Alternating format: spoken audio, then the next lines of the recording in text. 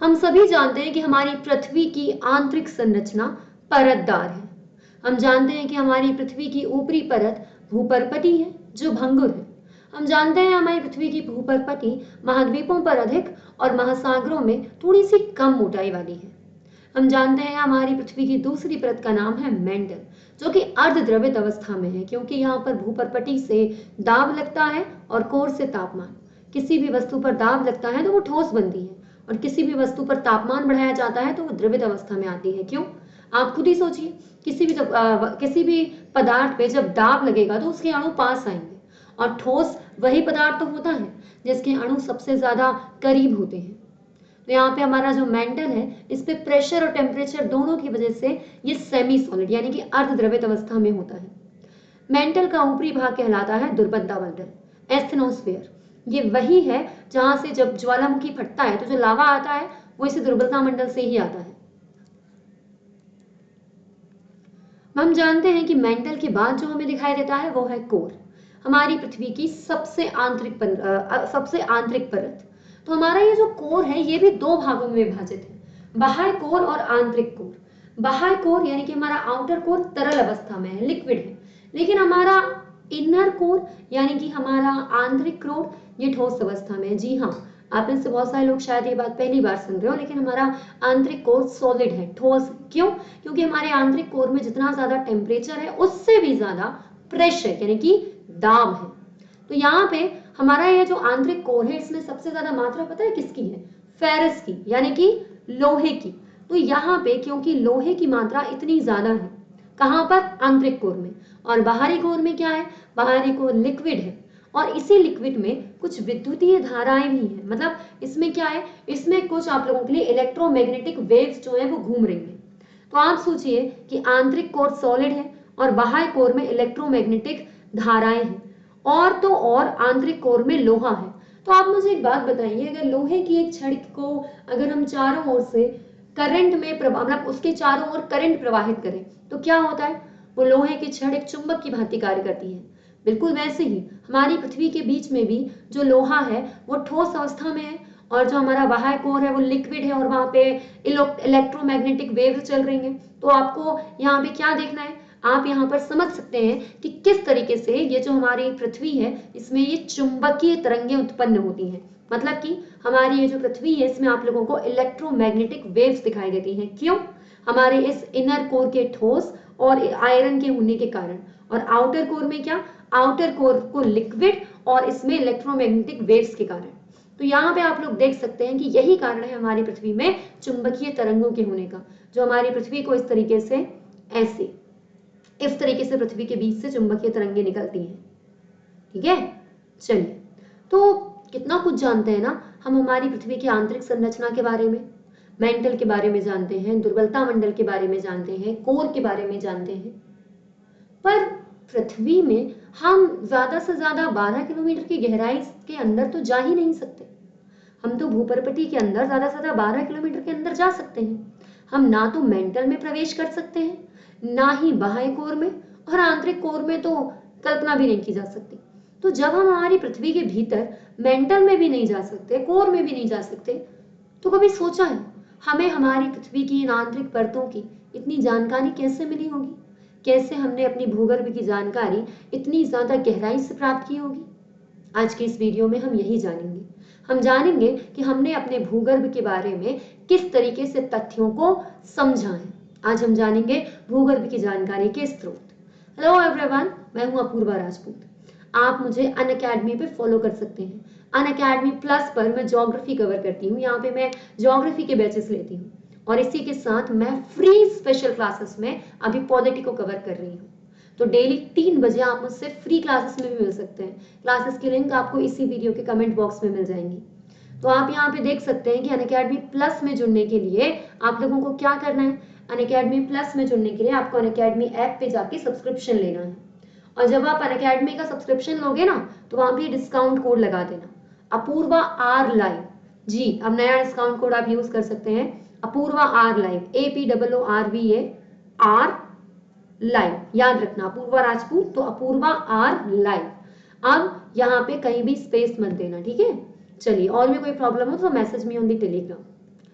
अब हम लोग आते हैं अपने टॉपिक पे, भूगर्भ की जानकारी के स्रोतों पे।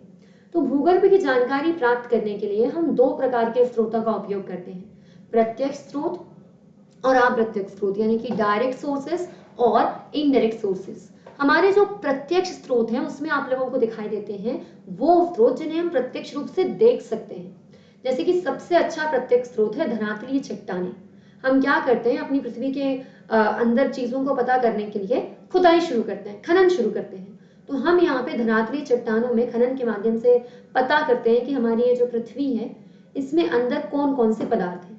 और आपको पता है, जब हम लोगों ने खनन करने की कोशिश की तो हम कितना खोद पाए। अफ्रीका में हमने सोने को प्राप्त करने के लिए जब खुदाई शुरू की ना, तो हम 3 से 4 किलोमीटर ज्यादा खनन नहीं कर पाए। सोचो, हमारी पृथ्वी की त्रिज्या जो हजारों किलोमीटर में है, हम 3-4 किलोमीटर से ज्यादा नहीं जा रहे। 6371 किलोमीटर तक जाना है पृथ्वी के केंद्र में जाने के लिए, और 3-4 किलोमीटर से आगे हम जा ही नहीं पाते। क्यों? क्योंकि तापमान बहुत ज्यादा बढ़ जाता है। फिर हमारे वैज्ञानिकों ने थोड़ा सा दिमाग लगाया और सोचा कि अपन ना क्या करते हैं, यहाँ पे जमीन वाले भाग पे हम नीचे नीचे जाते हैं, महासागर तो शुरू ही नीचे से होते हैं, तो अपन ना वहां पे खोदना शुरू करते हैं। तो इन्होंने महासागरों में ड्रिलिंग शुरू की और इसे कहा इंटीग्रेटेड ओशन ड्रिलिंग प्रोजेक्ट। जब इन्होंने ये वाला काम किया ना, तो इन्होंने आर्कटिक महासागर में खुदाई शुरू की। पता है कितना खोज पाए? 12 किलोमीटर। लो जी, थोड़ी बहुत उन्नति तो हुई। यहाँ 3-4 किलोमीटर खोद पाए थे, समुद्रों के नीचे गए तो 12 किलोमीटर नीचे से थोड़ी सी चट्टान ला पाए। लेकिन फिर भी हाँ, कुछ नहीं से कुछ सही, थोड़ा बहुत तो पता चल रहा है। लेकिन अभी हमें और ज्यादा भीतर जाना था। तो अब ये प्रत्यक्ष स्रोत तो थोड़ा बहुत काम आया। हम बढ़े अगले प्रत्यक्ष स्रोत की तरफ। अगला प्रत्यक्ष स्रोत है ज्वालामुखी उद्गार। देखो भाई, हम पृथ्वी के अंदर नहीं जा सकते तो क्या हुआ, पृथ्वी के अंदर का पदार्थ तो बाहर आ रहा है ना। ज्वालामुखी में क्या होता है, ज्वालामुखी में हमारी पृथ्वी के अंदर से लावा बाहर आता है। तो अभी तो मुझे और आपको पता है कि मेंटल से आता है, मेंटल के ऊपरी भाग दुर्बलता मंडल से आता है।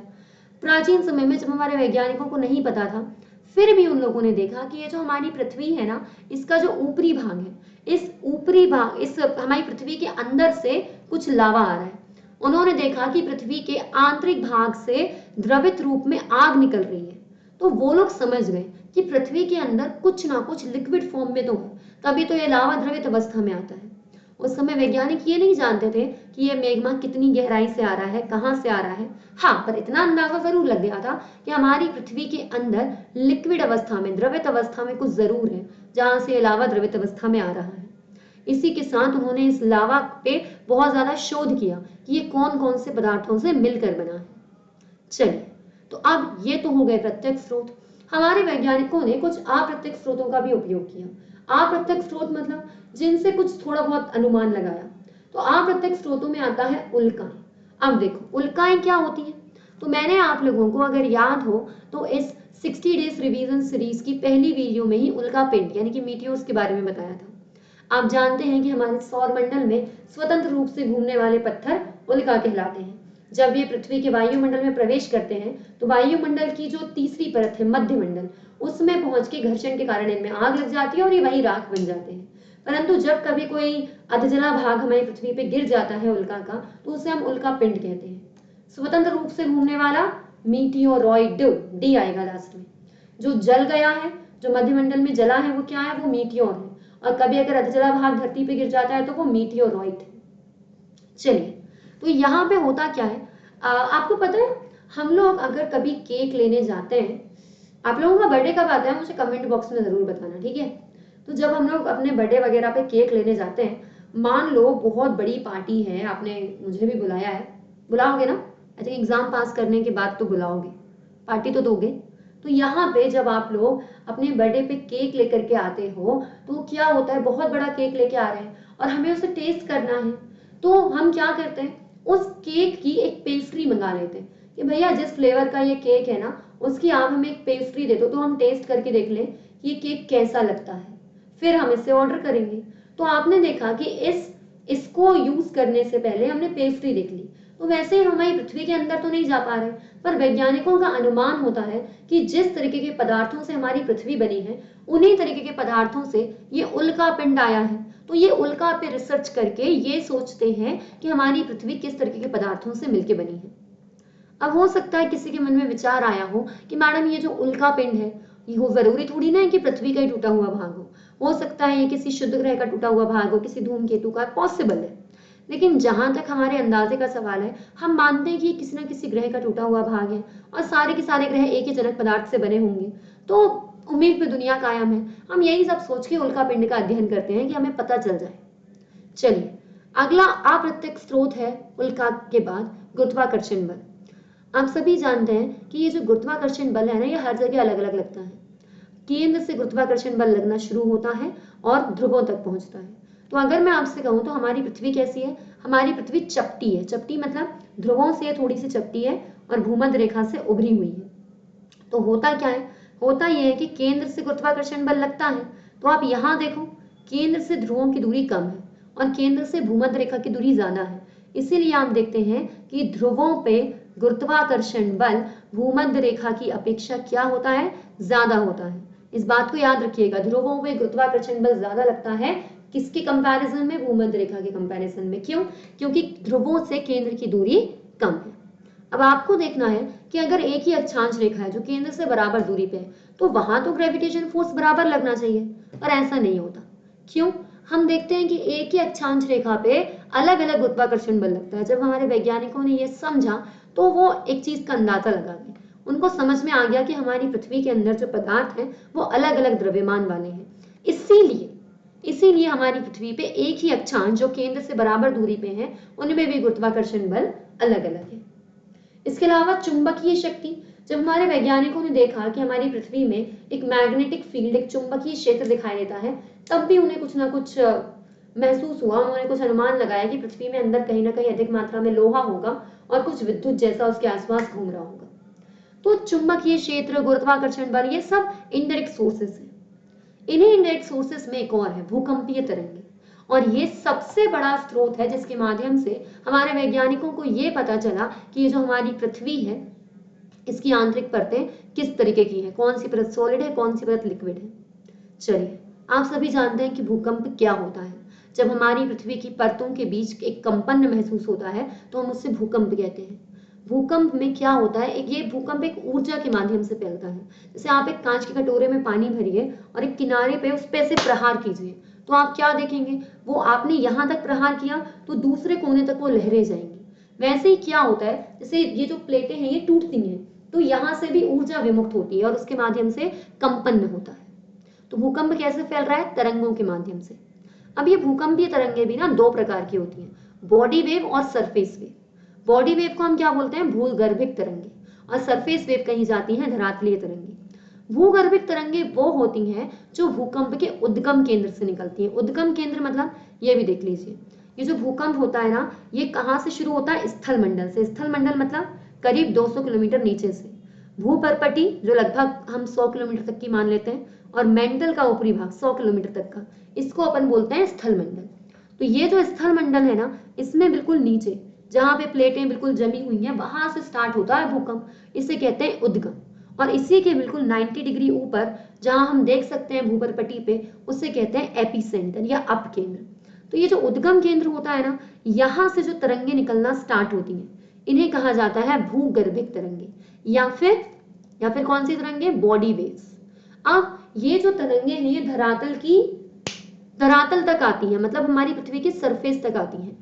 तो जब ये सरफेस तक आती है ना, तो कुछ और नई तरंगे उत्पन्न होती हैं। तो भूगर्भिक तरंगे जब धरातल तक आती हैं और कुछ नई तरंगे उत्पन्न होती हैं, उन्हें कहा जाता है सरफेस वेव या फिर धरातलीय तरंगे।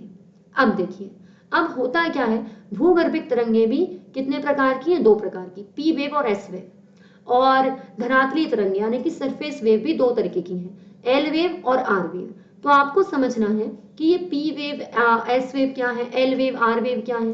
पहले ना मैं आपको ये बता देती हूँ, एल और आर ये धरातलीय तरंगे हैं जो जमीन के ऊपर आएंगी। इनमें ज्यादा अंतर नहीं है, बस जो एल वेव है वो कुछ ज्यादा ही बड़े उभार और गर्त बनाती है, एंड दी आर वेव ये क्या करती है, ये बहुत बड़े उभार और गर्त नहीं बनाती। व्हाट आई मीन टू से, उभार एंड गर्त, ये जो ऊपर वाला भाग है ना, ये उभार है और इसको गर्त कहते हैं। अब देखिए, अब आना आप लोग, बस अगर आप में से कोई भी इस वीडियो को एक सॉन्ग जैसे सुन रहा है, तो अब ध्यान लगाओ, अब बहुत टिपिकल चीजें स्टार्ट हो रही हैं। ये जो भूगर्भिक तरंगे थी ना, बॉडी वेव, ये मैंने बताया दो तरीके की हैं, पी वेव और एस वेव। तो पी वेव का मतलब होता है प्राइमरी वेव। पी वेव का मतलब क्या होता है? प्राइमरी वेव, प्राथमिक तरंगे। तो ये जो पी वेव है ना, इनको प्राइमरी वेव, प्राथमिक तरंगे क्यों कहते हैं? क्योंकि ये पृथ्वी के धरातल तक पहले पहुंच जाती है। अब देखिए इनकी सबसे बड़ी विशेषता क्या है? इनकी सबसे बड़ी विशेषता ये है कि जो पी वेव है वो गैस, तरल और ठोस तीनों ही प्रकार के पदार्थों से गुजरती है। मतलब पी वेव ध्वनि तरंगों जैसी होती है, जो गैस में भी गति कर लेती है, तरल में भी गति कर लेती है और ठोस में भी गति कर लेती है। अब ये तो हो गई पी वेव। एस वेव के बारे में सुनिए। एस वेव होती है द्वितीयक तरंगे, सेकेंडरी वेव। ये पी वेव के बाद धरातल तक पहुंचती हैं। और सबसे बड़ी विशेषता जो आप नोट कर लो, अगर आपको ये समझ में आया ना तो ये लाइन मुझे कमेंट में लिख के जरूर बताना कि जो एस वेव है वो केवल और केवल ठोस पदार्थों में ही चलती है। एस वेव केवल और केवल ठोस माध्यम में ही गति करती है। यही सबसे बड़ी विशेषता है जिसके माध्यम से हमारे वैज्ञानिक ये पता कर पाए कि हमारी ये जो पृथ्वी है इसकी कौन सी लेयर सॉलिड है, कौन सी लिक्विड है। अब एक सवाल उठता है कि पी वेव हेलीकॉप्टर पे आ रही है क्या और एस वेव तांगे में आ रही है क्या? पी वेव पहले क्यों पहुंच जाती है, एस वेव धीमे क्यों पहुंचती है? क्योंकि इनके चलने का तरीका भिन्न है। भिन्न है मतलब देखो, पी वेव कैसे चलती है?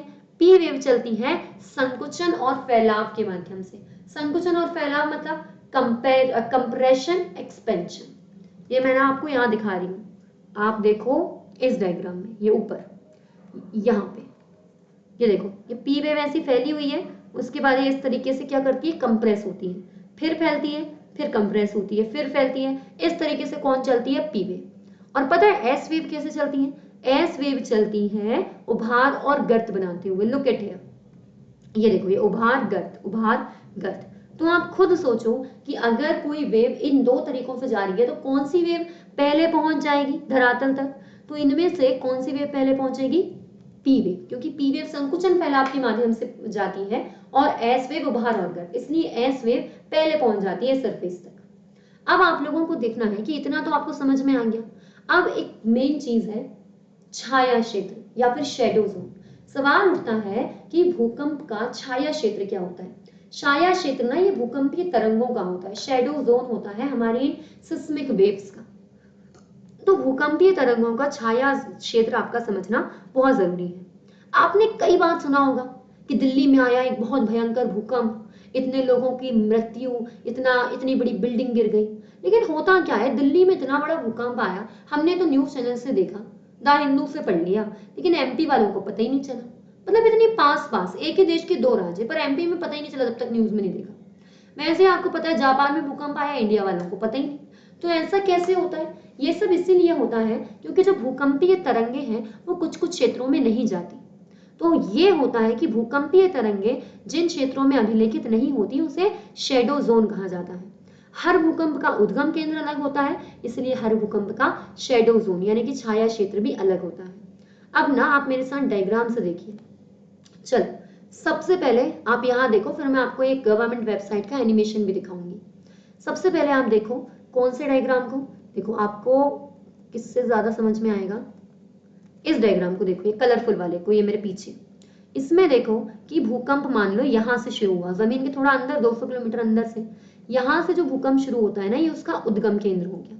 तो यहाँ से क्या होता है, यहाँ से पी वेव्स निकलती हैं। तो ये पी वेव कहाँ तक पहुंचती है? इस तरीके से पहुंचते पहुंचते पहुंचते पहुंचते ये 105 डिग्री के कोण तक पहुंच जाती है। 105 डिग्री का कोण कैसे बना? यहाँ पे चांदा रखो यहाँ पे और 105 डिग्री का कोण बनाओ, यहाँ तक पी वेव पहुंच जाती है। उसके बाद पता है क्या होता है? उसके बाद ये जो पी वेव है ये 145 तक भी पहुंच जाती है। दोनों साइड 105 तक पहुंच गई और 145 तक पहुंच गई। सवाल उठता है कि 105 से 145 के बीच पी वेव नहीं पहुंचती, 105 से 145 के बीच पी वेव नहीं पहुंचती। तो ये कहलाता है पी वेव का छाया क्षेत्र, यानी कि पी तरंगों का शेडो जोन। अब मैं आपसे एस वेव की बात करती हूँ। पता है एस वेव कैसी होती है?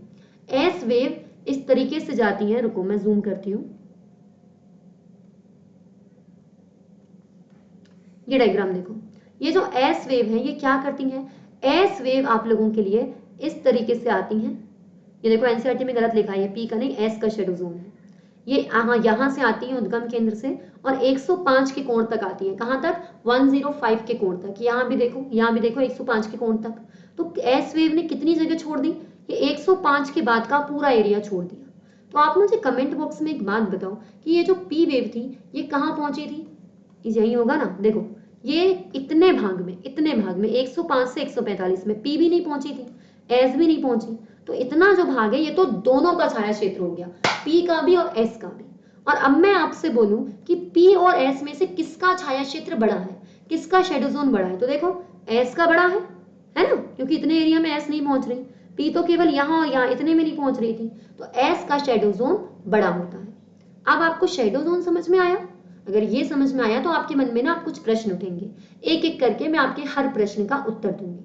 सबसे पहला प्रश्न, एस वेव इस तरीके से कोर को पार करके नीचे तक क्यों नहीं जाती? एस वेव इस लाइन के बाद जाती ही नहीं है। क्यों? क्योंकि वो क्रोड को पार नहीं करती। इसका कारण क्या है? इसका कारण ये है कि जो अपनी एस वेव है ना, वो क्या करती है? केवल ठोस में गति करती है। और हमारा बाह्य कोर कैसा है? लिक्विड। बाह्य कोर कैसा है? लिक्विड है। इसीलिए जो हमारी एस वेव है वो बाह्य कोर के अंदर नहीं गई, यहां से ऐसे चली गई थी। ये जो अंदर जा रही है पी है। तो आप सवाल उठ रहा है कि एस वेव इसलिए नहीं गई क्योंकि बाह्य कोर लिक्विड है। अरे अरे अरे, एक और सवाल, जब एस वेव केवल सॉलिड में जाती है तो फिर वो मेंटल में से क्यों निकल गई? मेंटल तो सेमी सॉलिड है, अर्धद्रवित है। जी हाँ, मेंटल सेमी सॉलिड है ना, तो उसमें लिक्विड के साथ सॉलिड के भी कुछ अणु हैं, वहां से एस वेव गति कर गई। तो वो सेमी सॉलिड है, इसलिए मेंटल में से ये जो है हमारी एस वेव वो आ गई, एस तरंग आ गई। लेकिन बाह्य कोर पूरा लिक्विड है, इसीलिए उसके आगे नहीं गई, बाह्य कोर से ऐसे मुड़ गई। तो एस वेव अपने स्थल मंडल में गई, मेंटल में गई, लेकिन बाह्य कोर में प्रवेश नहीं किया। चलिए, अब आपके मन में ना एक और सवाल होगा कि मैडम पी वेव तो आपने बताया था ठोस द्रव गैस तीनों में गति करती है, तो फिर पी वेव को तो हर जगह पहुंचना चाहिए ना, पी वेव का तो कोई शेडो जोन होना ही नहीं चाहिए। फिर 105 से 145 के बीच ये पी वेव का शेडो जोन क्यों है? Interesting question. देखिए, ये है तरंगों के अपवर्तन की वजह से। आप लोगों ने कभी कांच की ग्लास में पानी भर के उसमें पेन डाला है? ये ना आपको प्राइमरी क्लास में या मिडिल स्कूल में एक्सपेरिमेंट कराया जाता था। नहीं किया हो तो अभी कर लेना, कांच की ग्लास में पानी भरना और एक पेन डालना, ज़्यादा महंगा वाला नहीं, 2 रुपए वाला डाल लेना और पीछे वाले साइड से डालना जिससे खराब ना हो, नहीं तो मुझसे बोलोगे कि मैडम पैसे बर्बाद हो गए। तो आप जब वो पेन डालोगे ना तो आप पता है क्या देखोगे? वो पेन इतना तिरछा है, पर पानी के अंदर ये जो इतना पेन है ना, जो इतना पानी के अंदर है, वो कुछ ज्यादा ही तिरछा दिखता है। ऐसा क्यों? क्योंकि हमें वो पेन दिख रहा है प्रकाश की वजह से, और प्रकाश क्या करता है? एक माध्यम से दूसरे माध्यम में जाने पे प्रकाश विसरित होता है, अपवर्तित होता है। तो वायु कैसा माध्यम था? विरल, क्योंकि वायु के अणु दूर दूर थे और जल के अणु थोड़े पास है। तो यहाँ पे जो प्रकाश की किरण है वो इस तरीके से थोड़ी सी ज्यादा टेढ़ी होती है। आपको याद होगा तारे क्यों टिमटिमाते हैं? वो भी इसी कॉन्सेप्ट के लिए, इसी कॉन्सेप्ट के कारण टिमटिमाते हैं। अब यहाँ देखो, पी वेव पहले स्थल मंडल तक आई, ठोस था, मेंटल में भी कुछ ठोस पदार्थ था। लेकिन पी वेव जैसे ही कहाँ पे आती है? पी वेव जैसे ही एंटर करती है बाह्य कोर में, उसका जो माध्यम है वो परिवर्तित हो गया। अधिक सघन माध्यम था ठोस, अब कम सघन माध्यम आ गया, तो ऐसे करके वो मुड़ जाती है। यहां तक पहुंची, मुड़ गई, यहां तक पहुंची, मुड़ गई। क्यों मुड़ गई? क्यों विक्षेपित हो गई? माध्यम में परिवर्तन की वजह से। तो यहाँ पे ये विक्षेपित हो जाती है। उसके बाद क्या होता है? उसके बाद फिर से स्थल मंडल मेंटल वाला भाग आ गया, फिर ऐसे पहुंच गई। इसीलिए पी वेव का भी शेडो जोन बन जाता है। तो पी वेव और एस वेव दोनों का शेडो जोन अलग अलग है। अब बात समझ में आई आपको? पहला सवाल था आपका, एस वेव ने बाह्य कोर को प्राप्त क्यों नहीं किया, पार क्यों नहीं किया? क्योंकि बाह्य कोर कैसा था? लिक्विड था। दूसरा सवाल, मेंटल में से क्यों निकली एस वेव? क्योंकि मेंटल सेमी सॉलिड था। तीसरा सवाल, पी वेव का शेडो जोन क्यों बना? इसीलिए बना क्योंकि जो पी वेव है वो जब बाह्य कोर में अधिक सघन माध्यम से कम सघन माध्यम में आई तो वो विक्षेपित हो गई। इतनी चीजें आपको समझ में आई? देखो, अब जरूरी नहीं है जब भी आप डायग्राम बनाओ तो यहीं पे उद्गम केंद्र बनाओ फिर ऐसे बनाओ, नहीं, आप कहीं भी उद्गम केंद्र रखो। जैसे ये वाले डायग्राम में यहाँ उद्गम केंद्र है, तो 105 यहाँ तक क्या होगा? यहाँ तक आपको दिखाई देगा पी वेव, और उसके बाद यहाँ पे भी दिखाई देगी पी वेव। 105 तक पी और एस दोनों आएंगी, यहाँ पे भी पी और एस दोनों आएंगी, और यहाँ पे सिर्फ पी आएगी। तो आपको देखना है जहां शेडो जोन है वहां पे आप लोगों को कभी भी भूकंप महसूस नहीं होगा। चलो ये चीज ना एक बार मेरे साथ यहां देख लो। ये देखो, दिखाई दे रहा है किस तरीके से ये ऊपर से वेव्स निकल रही हैं और जा रही हैं। ये देखो शेडो जोन, ये पी और एस दोनों है। तो इसमें देखो ये जो आपको दिखाई दे रहा है ये ब्लैक ब्लैक, ये दोनों का शेडो जोन है, पी का भी एस का भी। और एस का तो ये यहां भी नहीं आएगी, एस इस इलाके में भी नहीं आएगी। तो ये है आप लोगों का शेडो जोन, जिसे आपने एनिमेशन से भी देख लिया है। चलिए, सो आई थिंक कि आपको ये टॉपिक समझ में आ गया होगा, हमारी पृथ्वी की आंतरिक संरचना के स्रोत। अब मैं आपसे मिलूंगी अगली वीडियो में, और अगली वीडियो में हम लोग क्या कवर करेंगे? अगली वीडियो में हम लोग कवर करेंगे महाद्वीपीय प्रवाह सिद्धांत, यानी कि कॉन्टिनेंटल ड्रिफ्ट थ्योरी। तब तक इस वीडियो को प्लीज लाइक कर दो और यार शेयर कर दो। मैं जब भी आप लोगों के लिए फ्री में ऐसा कुछ करने की कोशिश करती हूँ ना, तो अगर आप लोगों का फीडबैक अच्छा नहीं होता तो ऐसे प्रयासों को हमें बंद करना पड़ता है। अगर आपको सच में इससे ज्योग्राफी का रिवीजन मिल रहा है, so guys please share it. At least 1000 view तो आप दिलवा सकते हो ना 2-3 दिन में, तो इतनी तो कोशिश कीजिए। तो यहाँ पे आप लोगों को मैं पूरी तरीके से ज्योग्राफी का रिवीजन करवाऊंगी, बस आप लाइक और शेयर करते रहिए। अगली वीडियो में मैं आपको बताऊंगी कॉन्टिनेंटल ड्रिफ्ट थ्योरी, यानी कि महाद्वीपीय प्रवाह सिद्धांत के बारे में। भूलिएगा मत, रोज 3 बजे मैं अनअकैडमी पे फ्री क्लासेस ले रही हूँ, ठीक है? तो अनअकैडमी पे जाओ, अपूर्वा राजपूत सर्च करो और आ जाओ मेरी फ्री क्लास में। लिंक भी मैं आपको कमेंट बॉक्स में दे देती हूँ। Thank you.